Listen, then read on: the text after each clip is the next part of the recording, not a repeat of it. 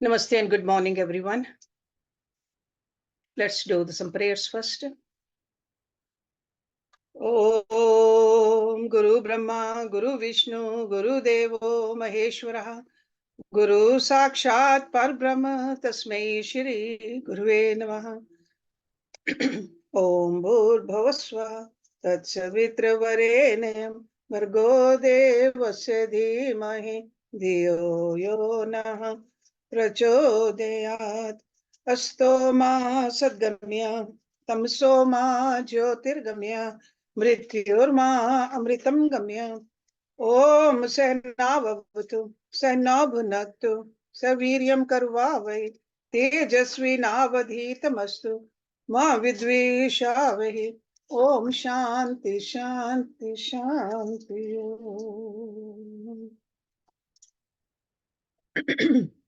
Today we're going to start the Mandukya Upanishad. Mundak Upanishad, Prashan Upanishad, and Mandukya Upanishad.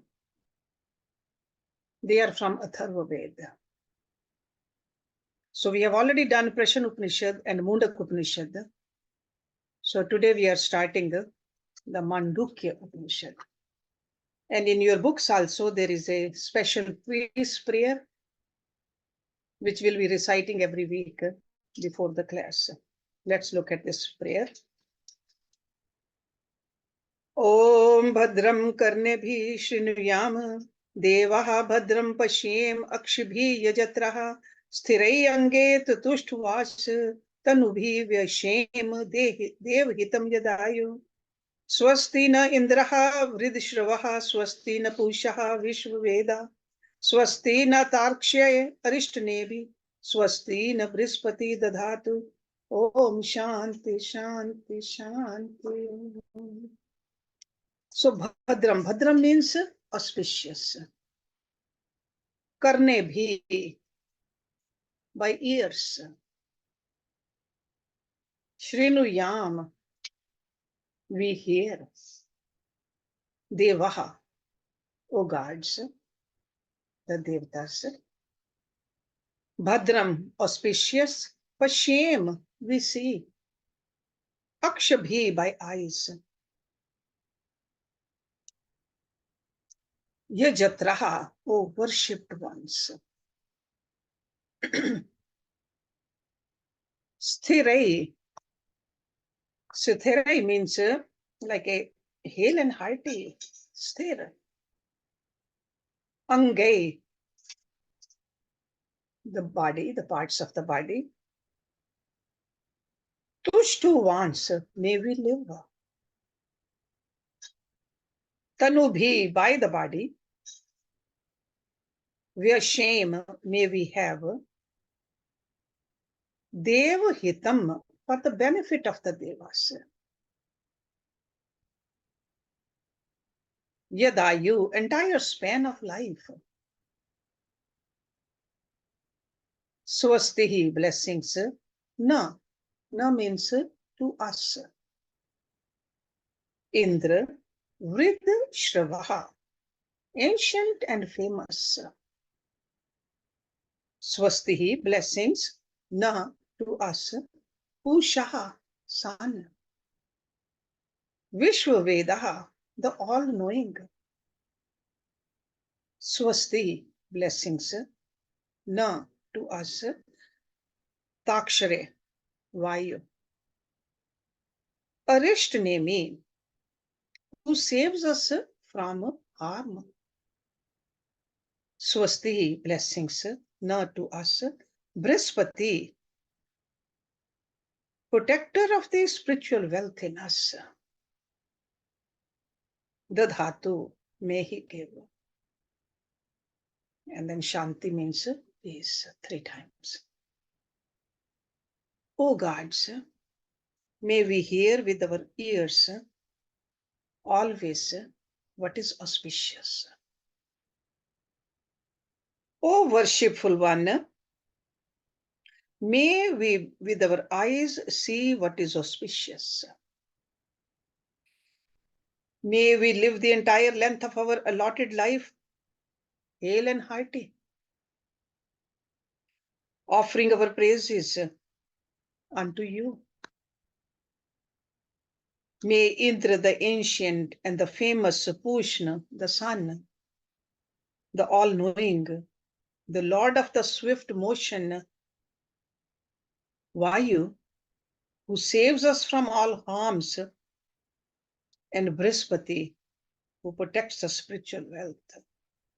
Brihaspati is a devta of the guru of all the devtas, Brihaspati. So who protects the spiritual wealth in us, bless us. Bless us with intellectual strength to understand the scripture and a heroic heart to follow the teachings. So it's not only understanding the scriptures, but ultimately following the scriptures too. Peace, peace, peace. We have studied many Upanishads, and we saw that no Upanishad study ever started without the Guru and the disciple chanting together the peace invocation. Every day, the teacher and the taught sat together, started their discourses only after a common prayer.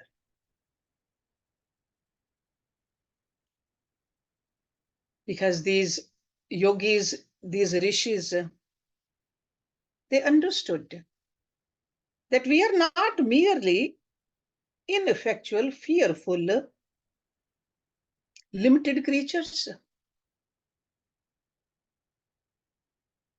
Within ourselves, we have a personality which is supremely fearless,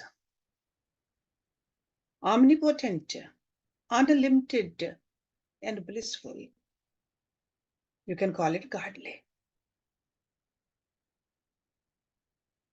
Through prayers, we can invoke the divine in us. And we can learn to transcend our own today's personality with its defects and limitations.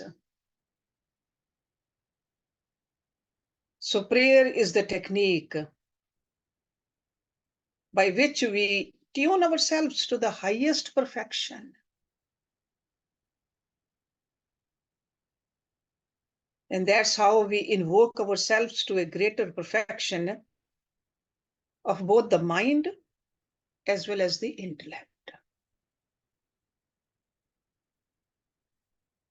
So to pray is to be seated with the Lord at his feet.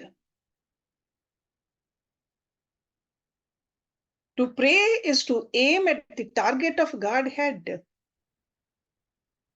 with the arrow of intense longing.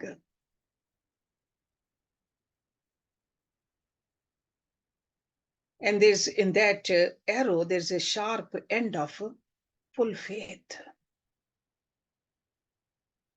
To pray is to receive consolation and inspiration as a disciple. So that's why we see that prayers include praise, love, adoration, and holiness. So just before the study of the Upanishads, each day, the master and the disciple, they prayed.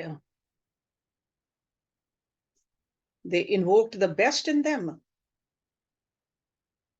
by a full surrender to the mighty powers of the omniscient God principle. So that's why all these prayers, they start with Om.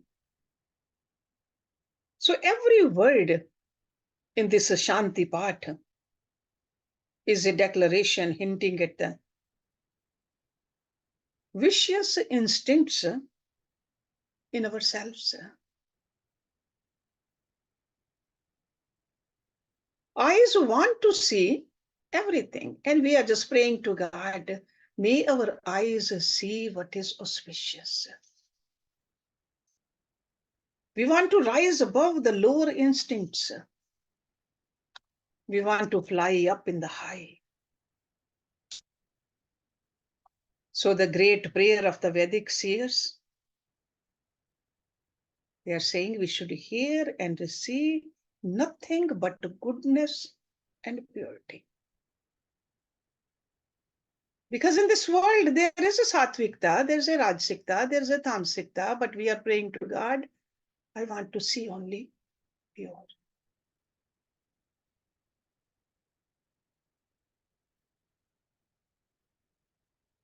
These guru and the disciples,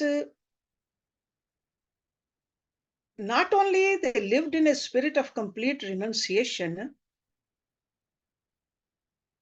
but at the same time, they had a universal love also in their heart.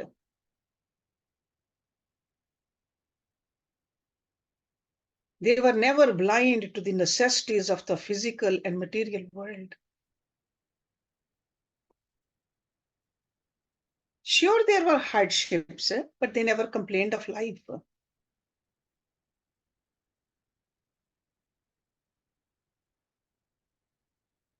It's very evident in this prayer when they are praying that Lord, to the Lord of the universe,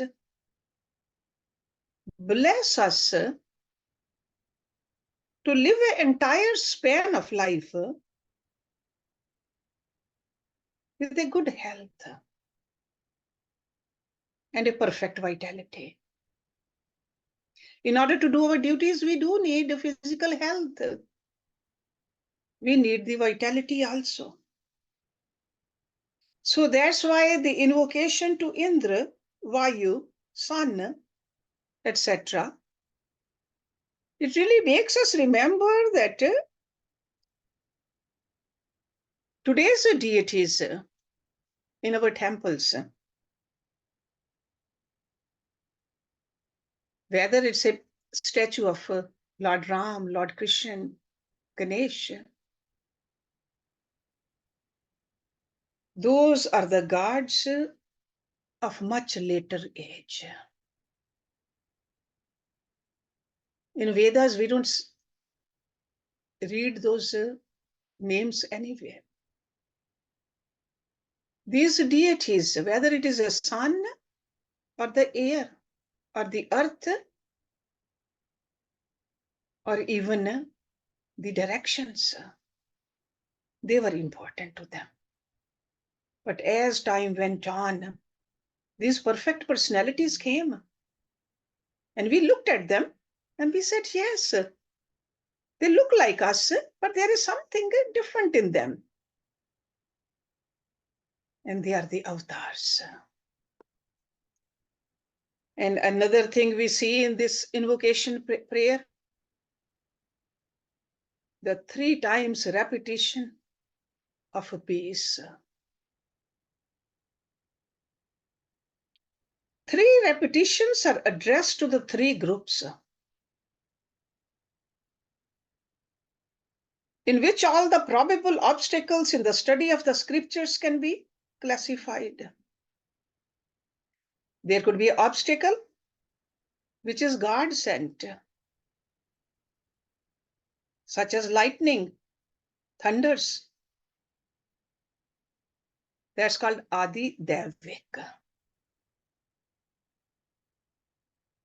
There could be an obstacle which is phenomenal,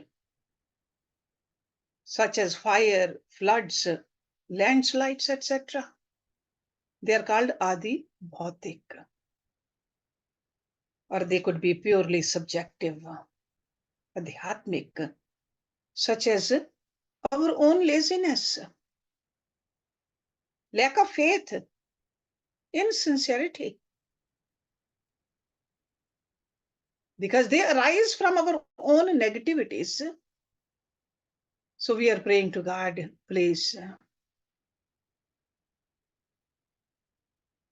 do not let these obstacles come in the way.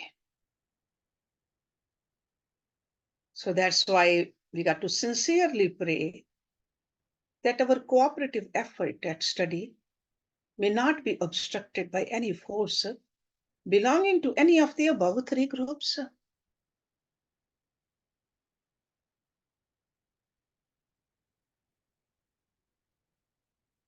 Another thing we know that these seers, when they uttered these truths, they were beyond the shores of the ego. That's why they did not claim any authorship to these declarations.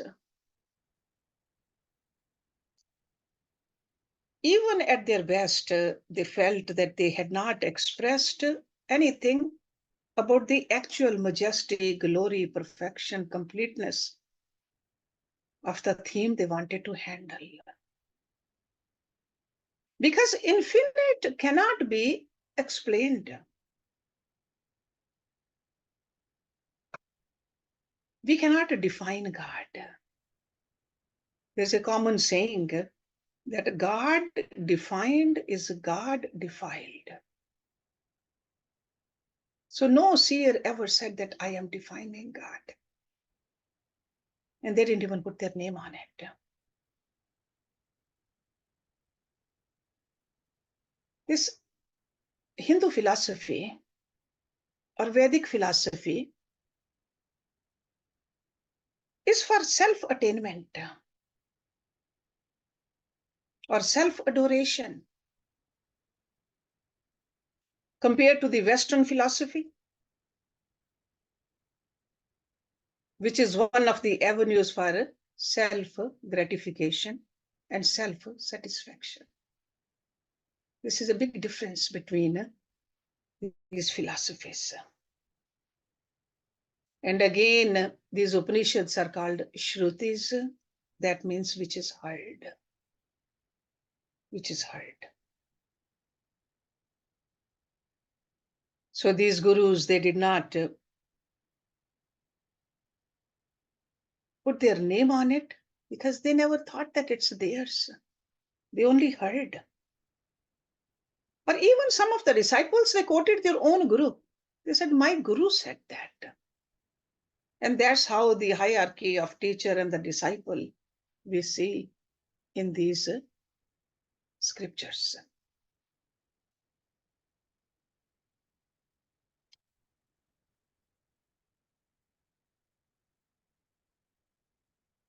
Today, when we see in the outer world, material world, we see progress. We see the external setups, they have changed thoroughly. But to really this quest to know ourselves was there then. And even now, when we sit down and think about it, we do want to know ourselves. This goal which is preached in the Upanishads has not changed.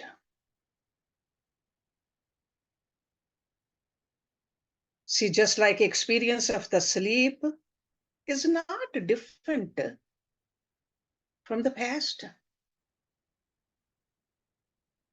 The same way this inner quest is the same even in today's world.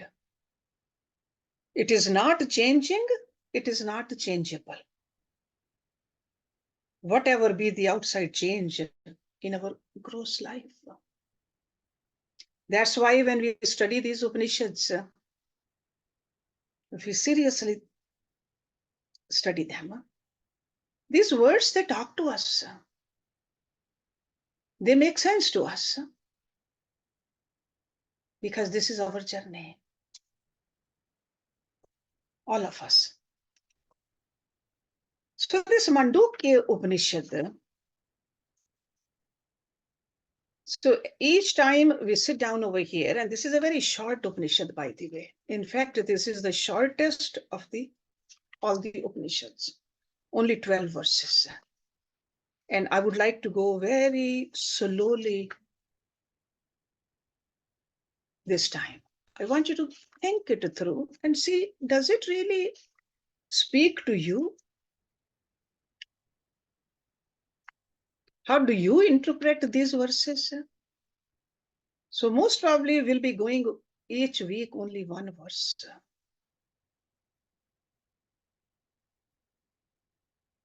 First of all, let's look at the name. I told you this Upanishad comes from Atharva Veda. Mandukya. Because sometimes we get confused with these two names, Mundak and Mandukya.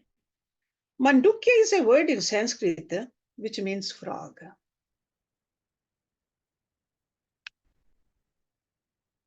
So Mandukya Upanishad would become like a frogish. We have seen even in Hatha Yoga, the lot of names for different asanas, they are after the names of the animals or the birds. There's a cat pose and a dog pose, pigeon pose, Murasana, Kukutasana. Okay, so this Upanishad also, Mandukya Upanishad. If you know anything about frog, frog is an animal that remains for about 9 to 10 months in a year, hibernating. Either in the mud, at the bottom of tanks and water pool, or it even accumulates dirt and rubbish and hides himself there. So that means the frogs, they remain the major part of the year in seclusion, and quite should. Seemingly meditating upon themselves, renouncing all activities, all desiring, demanding, procuring, consuming, or wanting. That's what hibernation is. And then what happens? They come out in the rainy season to croak their message. And when they croak their message, it sounds pretty harsh. But still, there is a certain charm to that croaking. Those rainy days are wet. They're almost like a weeping days, and they're croaking. The nearest to the frog, then, in these aspects, is a true Mahatma. In his physical habit and behavior in life. If he is a true one, he lives away from the crowd in some unknown valley of the Himalayas, lives there in meditation, reveling himself upon himself. These men of perfection in their self-centered seclusion live all alone the life of meditation. By themselves, in themselves. During the rainy season, which is called Chaturmas, they come out into the world to roar the truth, which would certainly sound crude and rough to the men of sensuousness and materialism. Even these days, if you talk to the ordinary people, study the Upanishads, study Bhagavad Gita, they say, hey, why waste time? Let alone meditation. So the seers know not how to sing melodious songs of sentimental poetry or emotional music. They only know how to declare the truth. They declare the truth uncut, unpolished. That's why these Upanishads, they do not make much sense to an average person.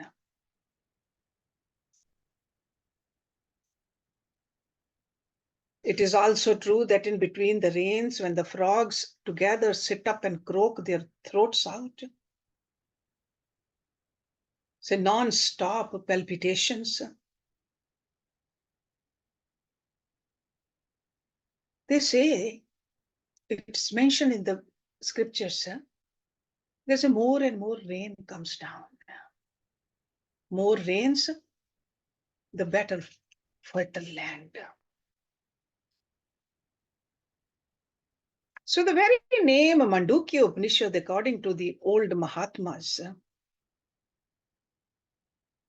it just encourages us to live a life where we take some time out, stay away from this busy world, at least a few minutes a day. If you are not ready to do prolonged meditations or a seclusion or renunciation, at least small doses of it on a regular basis, then we see the beauty of these Upanishads. And I'm sure you all are familiar with this term Upanishad. Up means near, ni means in a closer place, lower plane, and shat means to sit. So the knowledge that is to be gained through hearing from a guru by sitting near the guru, not with an intellectual or mental or physical attitude of equality, but with a devoted attitude of submission, reverence, and respect. So this dialogue between the student and the master was like that. That's how they learned. So this is the technique in every Upanishad. It's one and the same. So picture of a guru, disciple sitting lower than the guru, asking the question. Sometimes these Upanishads, the questions are not given. Only the answer is given. So from the answer itself, we can see that question was put in. And they were sitting together, discussing upon the transcendental theme of philosophy. So it's not directly explained, but in a masterly way with implications, the ideas of the guru-disciple samvad. That means the discussion, which is indicated in these Upanishads. And if you really, that's why this time around, I want you to just remember that. There is a lot which is not written. We got to just think about it, meditate upon it. What was disciple asking? Because only the answers are given in this. In this Upanishad, most of the information we already know about the dream and the wakefulness and the deep sleep, the Om. These words we are familiar with, but we got to learn how to meditate upon those. So 12 prose mantras. See, most of the Vedas are written in poetry, but this one is a prose. And the whole life is being examined. Whole life. What we go through, what we are going through even now too. There is among these scholarly people, a saying that Mandukya alone is sufficient for an aspirant to reach liberation. Mandukyam evam or Mandukyam ekam alone, kevalam mumukshunam vimukyate. That is how powerful this Mandukya Upanishad is. So that's the reason I'm just telling you that we are going to go slowly. I want to make sure that you are meditating alongside morning and evening and trying to understand what this great Rishi is telling us. The reason you are studying all this, because you understand what the ultimate goal of life is. So it's not just reading or revising another Upanishad and the Shanti part, but making sure that our movement towards that ultimate goal is happening or not. These rishis, there was no attachment to this material world, no sentimentality, and no emotions. That's why all this language seems very dry to us. They had only one quest for the truth. And truly they sought nothing but truth. And they wanted their disciples to see that truth, experience that truth. Because sometimes the lectures could be very unpleasant. Or even the conclusion can be very unpleasant from those prose verses. But if it's taking us towards the truth,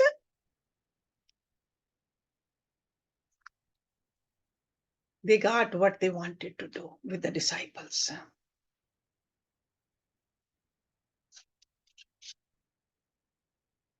This Mandukya Upanishad, there are a lot of writings on it, explanations about it, which is called Karika also.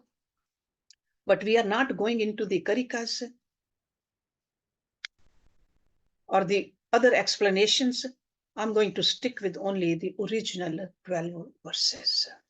But in your own time, you can go through the bhashyas or the Karikas also if you want to. But let's look at the very first verse today. Again, it starts with Hari Om. Hari and Om.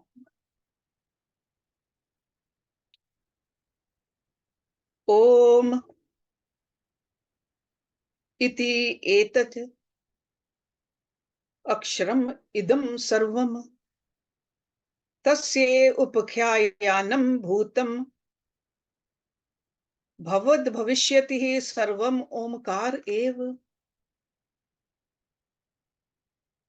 yacharyaha trikal titam tad upyah omkar ev. Very simple terminology he has used over here. You are familiar with each and every word over here. So that's why I'm going to just give you the translation of it. I want you to go through it to see if you know the words or not this week. Because all these words, the Sanskrit words, we have gone through in other Upanishads. Hari Om. Om, the word is all this. Om iti etat aksharam. Om, the word is all this. A clear explanation of it is the following. Tasye upakyanam. That is the explanation. A clear explanation of it is the following. What is that? All that is past, present, and future verily is Om. Bhutam bhavad bhavishyat. All is Om. That which is beyond the three periods of time is also indeed Om. Trikal atitam. Trikal, three times.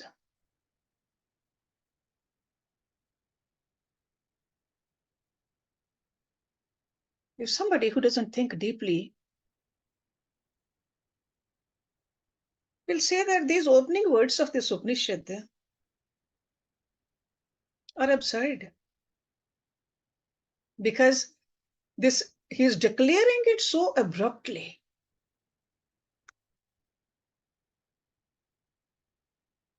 But we must always remember that every Shruti is an eternally living conversation between the master and the disciple. So disciple must be asking. And this is the answer given to the disciples' questions. From these words, we can recognize the scene of an ashram. It's almost like a little hut where Guru is sitting and the disciples are sitting. Peaceful serenity. And there is a glory of a joyous brilliance of the peace. And when the students ask the question, the master is thrilled with his own inspirations. And that's why he's pouring his heart's vital experiences to these thirsty disciples. They are so devoted and they have so divinely concentrated. Sure, first an ordinary seeker comes to the Guru. That ordinary seeker wants to ask all the questions. But the Guru always says that, no, you have to go through certain sadhana. After doing the sadhana, then they can ask the questions. And a potential seeker is not a runaway from life. That's another thing we see in these Upanishads. The disciple has lived life intensively, well, and had understood that even the very best that life would give him was but a charter for sorrows. So has gone through all that ups and downs of life. So it is not a pessimistic student. It's a student who has gone through the life's ups and downs. One has that understanding that there is a more to life than these ups and downs in this material world. So typical student almost always reach the master's feet, having lived fully and well, intelligently and sincerely, with a heart that is soaked with the appetite to live vitally and fully. And then they normally ask that, is there not a great mission in life than eating and drinking, growing and dying, earning and spending, planning and willing, hoping and losing? Is life just that? Is it just a pilgrimage from the womb to the tomb?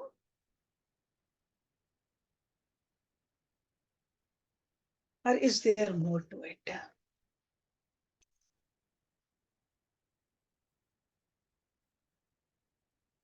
So if we read the Upanishad with this understanding, then these Upanishadic words, they make sense to us. Then we can see very easily the meaning and the message. Even the message is very abrupt. Okay, because it's starting out very abruptly. That God was there, God is here, God is everywhere, everything is God, God, God. Why is he saying that? The first two words in the mantra serve as a prayer on the part of the master. So even the master, the Guru, is saying Hari Om. So it's just a Shanti part also, but at the same time, when he's starting the discourse, he's repeating the name of God. Name.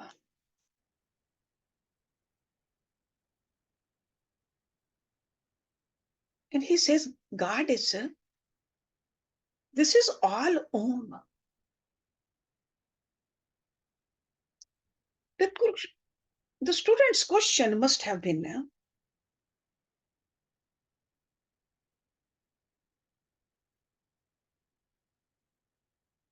is there any fundamental single truth behind this plural world which we are experiencing? And the Guru is providing the students with a fundamental truth behind all the polarity and says that there is one lordly factor, overruling principle, a spiritual common denominator for all the polarity that is cognized by us in the outer world.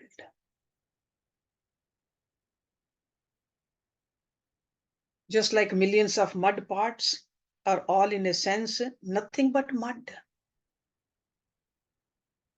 So the same way this divine eternal factor out of which this pluralistic world has arisen, it is nothing but divinity. Parts have been born from mud, are sustained in mud, and must after their destruction go back to be the mud. The same way this pluralistic world of phenomena has no other substance for their sustenance than the truth. In truth, they exist.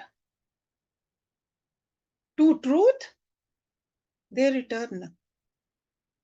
And when they are withdrawn from their state of meditation, that fundamental truth, the ultimate, eternal, the all-pervading conscious principle is pointed out to the students in this scripture, in this Upanishad, is Om. Om. When this much is said by the master, he must have seen the surprise on the students' faces. Because it is just a very common experience for the students to look at the master when they don't understand something. They don't even have to say anything. The master understands the question mark written large over their faces. So that unsaid question was expressed in their eyes. And that's why in the same mantra, the master is answering by saying a very clear explanation of it. He says, I'm giving it to you. I shall tell you in the following. So in the same mantra, he's just saying that. So in order to remove the misunderstanding from the mind of the students, he proceeds with the fuller significance of the term. All this is past, present, and future. So he says all is Om. Then he clarifies past, present, and future. Verily, Om. All that was, this is, and that shall be. Meaning the entire world of objects cognized by our forefathers, by ourselves, and by our future generations also. The entire world has but one substratum which is unchanging in all the three periods of time. And it is represented by the symbol, the name Om.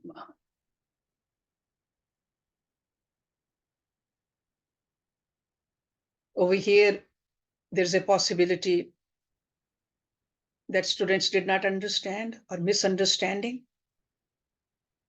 Is it only the world which is cognized? How about the time, space, and causality? So that's why this master is clearly emphasizing that Om is a substratum for all that is limited in time and also for all that is conditioned by it, which is even beyond the triple concept of time. Because we all know concept of time is a trick of the mind.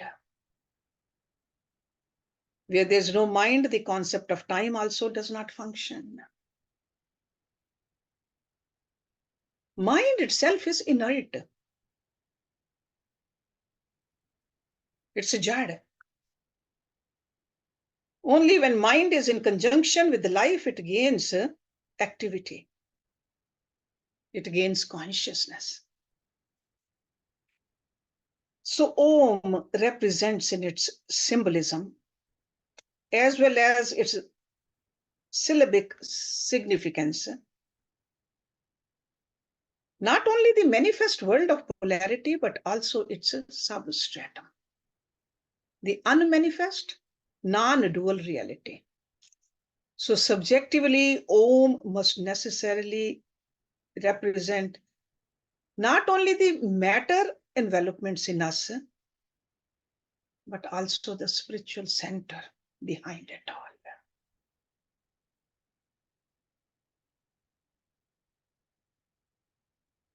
Very content of 12 sacred mantras of this Upanishad, we'll see that this will be repeated again and again. Om. So Hari Om, Om, the word is all this. A clear explanation of it is the following. All that is past, present, and future, verily is Om. That which is beyond the three periods of time is also indeed Om. So we're going to stop it here because time is over, and also I would like to do only one verse every week. But I would like you to just contemplate on it, meditate on it. Does it speak to you or not? Om Purnamada Purnamidam Purnat Purnamudachyate Purnasya Purnamadaya Purnameva Vishishyate. Om Shanti Shanti Shanti. Thank you very much.